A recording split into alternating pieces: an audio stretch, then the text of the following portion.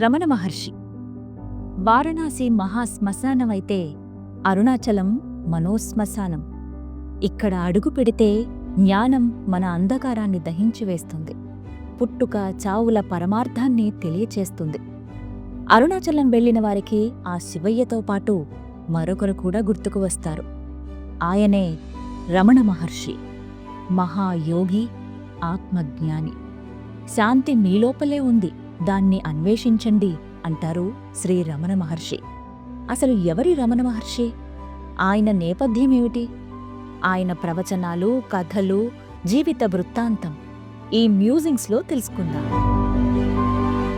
Ramana Maharshi 1879 December 30న Madurai దగ్గరలోని తిరుంజులి అనే గ్రామంలో జన్మించారు. ఆయన అసలు పేరు వెంకటరమణన్. ఆయన తండ్రి సుందరయ్యర్, ఆయన తల్లి అలగమ్మాళ్. చిన్న వయసులోనే ఆయనకు ఆత్మసాక్షాత్కారం కలిగింది. ఆ అనుభూతి ఆయనను ఒకే చోట ఉండనివ్వలేదు. ఎవరో దారిని వెళుతున్న ఒక వ్యక్తి నోట మొదటిసారి అరుణాచలం గురించి విన్నారు. ఏదో చెప్పలేని అనుభూతి కలిగింది. ఆ తర్వాత నుండి అంతర్ముఖుడై ఉండేవారు. అప్పటి నుండి ఇంట్లో ఏ పని చేసేవారు కాదు. చదువు పైన కూడా ఇష్టం ఉండేది కాదు.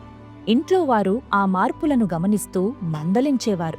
1896 ఆగస్టు 29వ తారీఖున ఇంట్లో 3 రూపాయలను తీసుకుని ఒక లేఖలో నేను నా తండ్రిని వెతుక్కుంటూ వెళుతున్నా అని రాసిపెట్టి అన్నీ వదిలేసి అరుణాచలానికి ప్రయాణమయ్యారు.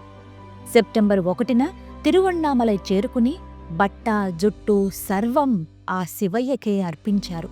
ఆ రోజు ఆలయంలోకి వెళ్లి తండ్రి, నేను మీ ఆజ్ఞ మేరకు వచ్చేశాను అని కంటనీరు పెట్టారు.